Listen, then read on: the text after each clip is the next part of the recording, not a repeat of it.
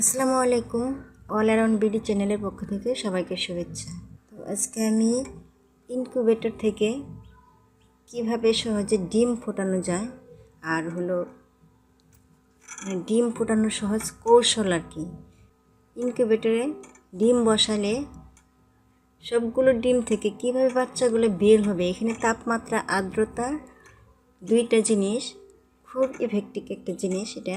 এটা কম বেশি হলে কখনোই বাচ্চা অ্যাকুরেটভাবে ফুটে বের হবে না।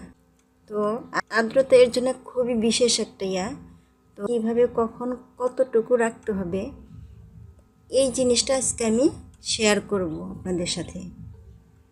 এখানে দেখতে পাচ্ছেন আমার এখানে 10টা বাচ্চা ফুটে বের হয়েছে। আর এই হচ্ছে আমার ইনকিউবেটর। আমি এখানে 26টা ডিম বসিয়েছিলাম। 26টা থেকে আমার 13টা ফুটে বের হয়েছে।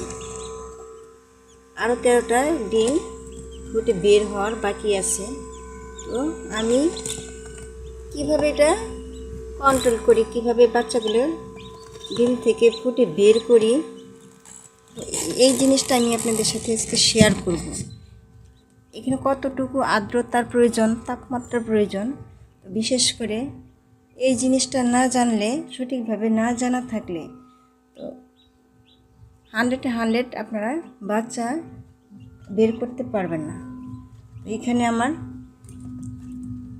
মেশিনটা আমার যেহেতু নিজের হাতে তৈরি, আমার ছেলে নিজের হাতে তৈরি করছে।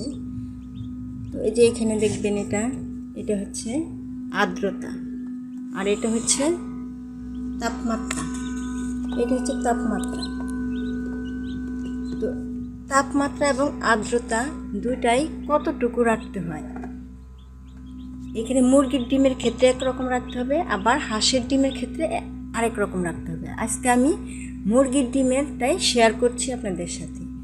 তো মুরগির ডিম প্রথমে, অর্থাৎ প্রথম 7 দিন মুরগির ডিমের ক্ষেত্রে আপনার 50 থেকে 55 এর মধ্যে রাখতে হবে। 50 থেকে 55 এর মধ্যে আর্দ্রতা রাখতে হবে প্রথম 7 দিন। খুব ভালো করে খেয়াল করবেন। এই আর্দ্রতার পরিমাপ যদি জানা না থাকে, অ্যাকুরেটভাবে না করতে পারেন, কখনোই ডিম থেকে বাচ্চা ফুটে বের হবে না। তো প্রথম 7 দিন মুরগির ডিমের ক্ষেত্রে প্রথম 7 দিন 50 থেকে 55 এর মধ্যে আর্দ্রতা থাকতে হবে। আর দ্বিতীয় সপ্তাহে, অর্থাৎ 14 দিনের মধ্যে, প্রথম সপ্তাহের পর থেকে দ্বিতীয় সপ্তাহে, তখন আপনাদের আর্দ্রতা রাখতে হবে 55 থেকে 60 এর মধ্যেই রাখতে হবে। এই 55 থেকে 60 এর মধ্যে রাখতে হবে, অর্থাৎ দ্বিতীয় সপ্তাহে। দ্বিতীয় সপ্তাহে মানে 14 দিন হয়ে গেল। এই 14 দিন পরে 15, 16, 17 মানে 18, এই 3 দিন আপনাদের রাখতে হবে 60 থেকে 65 এর মধ্যে রাখতে হবে। কখনোই আর্দ্রতা এর থেকে যদি ওঠানামা করে, তাহলে কখনোই কিন্তু বাচ্চা ফুটে বের হবে না। তো আপনার প্রথম সপ্তাহে প্রথম 7 দিন 50 থেকে 55, আর দ্বিতীয় সপ্তাহে 55 থেকে 60, আর এই 14 দিন পর থেকে 18 দিন পর্যন্ত 60 থেকে 65। আর্দ্রতা কখনোই যেন এর কম বেশি না হয়, এরকম রাখতে হবে। আর এই যে 18 দিন পর্যন্তই রাখতে হবে, 65 পর্যন্ত। আর 18 দিন পরে আপনার রাখতে হবে ওই 70 থেকে আপনার 75-এর মধ্যে রাখতে হবে। 80 হলে সমস্যা নেই, কিন্তু আপনার 70-এর নিচে যেন না হয়, অর্থাৎ 75 মধ্যে যেন থাকে, বা 70-এর নিচে যেন কখনোই না হয় আর্দ্রতা। তাহলে আপনারা কখনোই পারফেক্ট 100 ডিম থেকে বাচ্চা বের করতে পারবেন না। তখন আমার আর্দ্রতা কমে গিয়েছিল, এখন আমার আর্দ্রতা 78।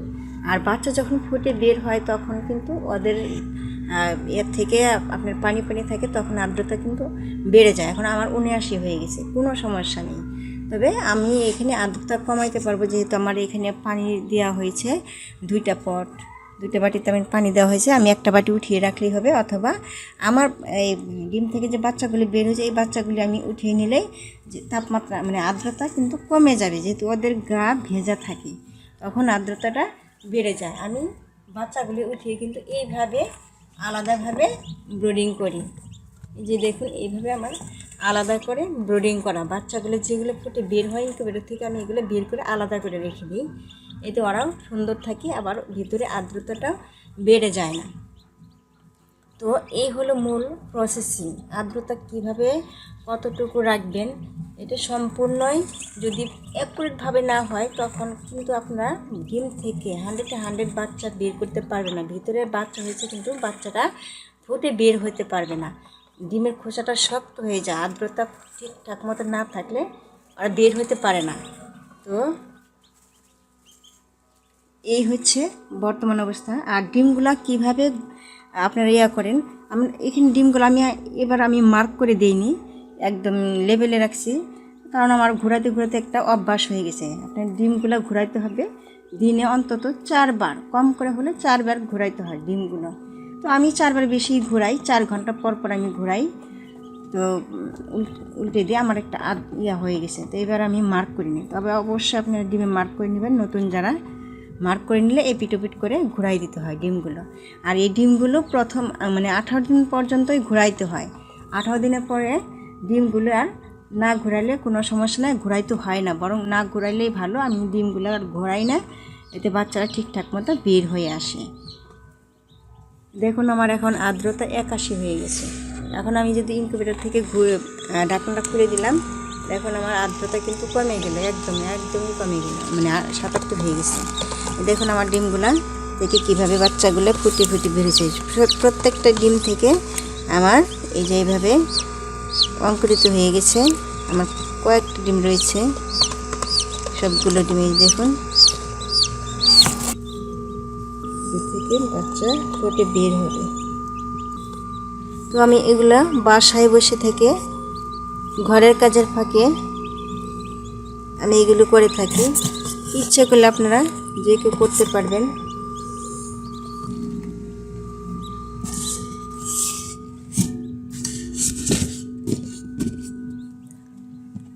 তো ভিডিওটি কেমন লাগলো, যদি ভালো লেগে থাকে অবশ্যই লাইক করবেন।